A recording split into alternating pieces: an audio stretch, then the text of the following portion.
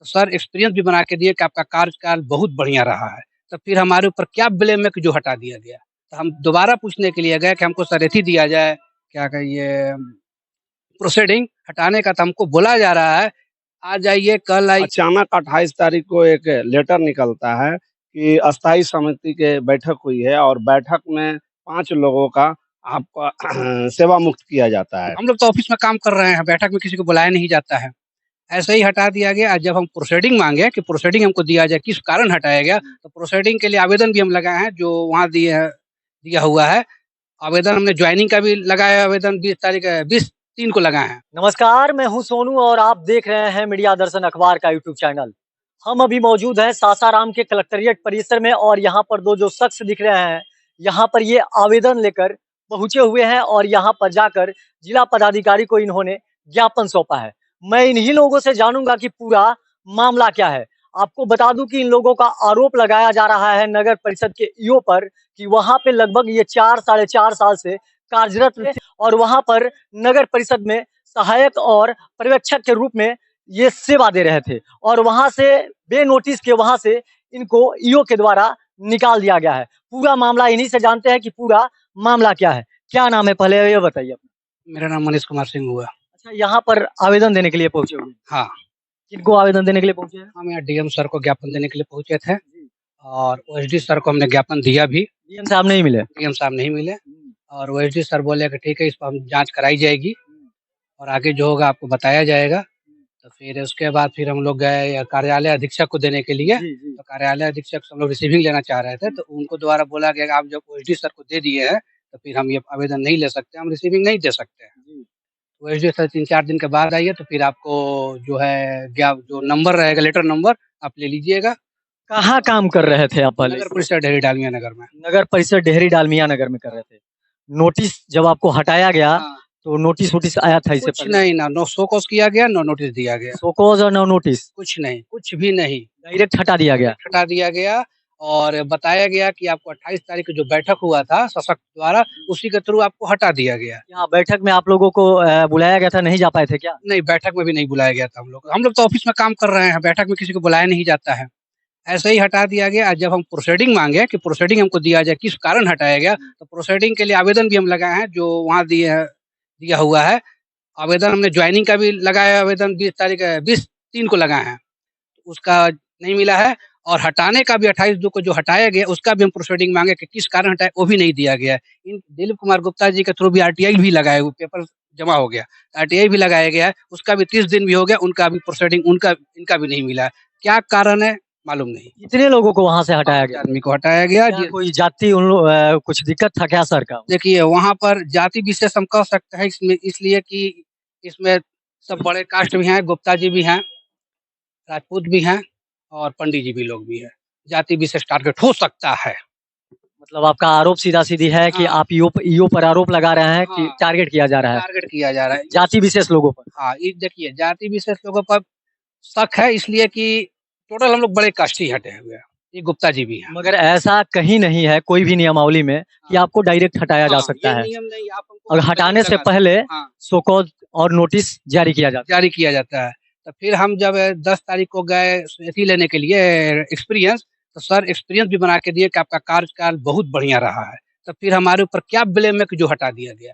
तो हम दोबारा पूछने के लिए गए कि हमको सर एथी दिया जाए, क्या कहिए प्रोसीडिंग हटाने का, तो हमको बोला जा रहा है आ जाइए कल आइए, आ जाइए कल आइए, इस तरह से बोलते बोलते 20 दिन हो गए। मगर घुमाया फिराया जा रहा है। आपका क्या मामला है? आप वहाँ किस पद पर?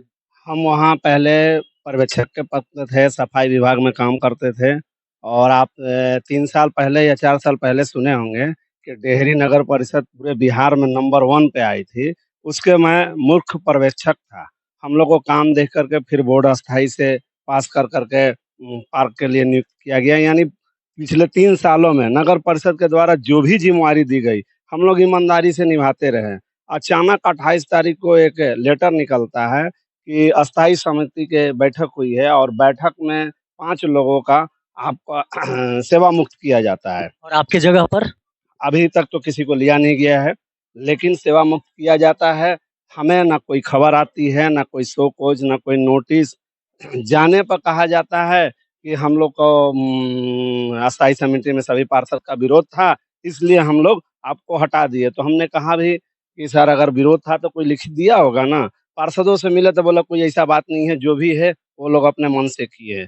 तो हम लोगों का कहना यही है। देख सकते हैं कि सीधा-सीधी तौर पे इन लोगों के द्वारा आरोप लगाया जा रहा है डेहरी नगर परिषद के ईओ पर कि बे नोटिस, बे शो कॉज के इन लोगों को हटा दिया गया है। और ये तकरीबन वहाँ पे 4 साढ़े 4 साल से 5 लोग वहाँ पर सेवा दे रहे थे और सहायक और पर्यवेक्षक के रूप में वहाँ कार्यरत थे और इनको बे नोटिस और बे शो कॉज को वहाँ से नगर परिषद के जो ईओ हैं, ईओ के द्वारा हटा दिया गया। और देख सकते हैं यहाँ पर ये पहुँचे हुए हैं और डीएम साहब को यहाँ पर इन्होंने ज्ञापन सौंपा है। क्या बोला गया है? नोटिस थोड़ा दिखाने का प्रयास कीजिए, देख सकते हैं।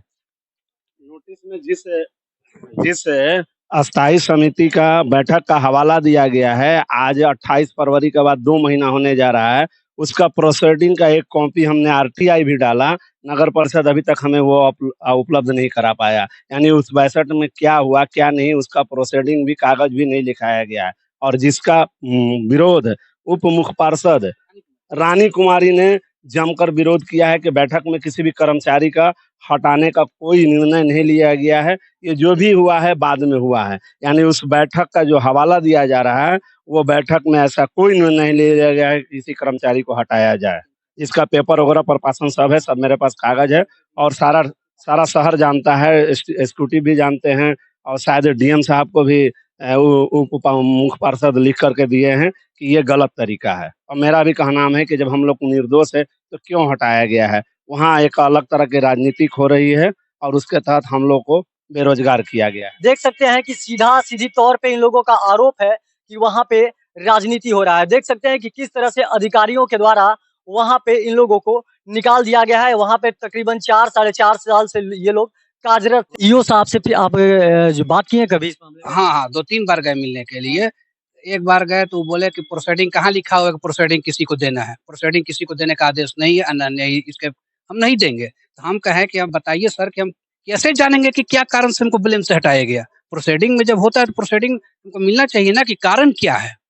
तो फिर बताया गया कि नहीं कोई कारण नहीं, बस ऐसे ही हटा दिए। तो हमने कहा सर क्या आप बात बोल रहे हैं सर? ऐसे ही हटा दिए? ऐसे थोड़ा ही होता है। तो आप बताइए प्रोसीडिंग कब देंगे? 1 महीना, 2 महीना तो कहे ठीक है 3 महीना बाद आओ। तो हम कहा क्या बोल रहे हैं सर? ये कोई सिस्टम है कि 3 महीने के बाद आओ? जैसे कि अभी आपने साफ तौर पे सुना इन लोगों का सीधा-सीधी आरोप है डेहरी नगर परिषद ईओ पर। ये लोगों का कहना है कि वहाँ पर जाति विशेष के लोगों पर टारगेट किया जा रहा है वहाँ के अधिकारी के द्वारा, इसीलिए ये हम लोगों को वहाँ से हटाया गया और हम लोग लगभग 4 साढ़े 4 साल वहाँ पर अपना सेवा दे चुके हैं और वहाँ कार्यरत रह चुके हैं। और निर्देश शो कॉज और नोटिस को 5 लोगों को वहाँ से हटा दिया गया है और यहाँ पर ये लोग जिला पदाधिकारी के पास ज्ञापन लेकर पहुँचे हुए हैं और ज्ञापन को सौंप भी दिया गया है। अब देखना यह होगा कि क्या इस मामले में क्या हो पाता है या उचित कार्रवाई हो पाती है या नहीं हो पाता है। तब तक बने रहिए मीडिया दर्शन के साथ। मैं सोनू कुमार, धन्यवाद।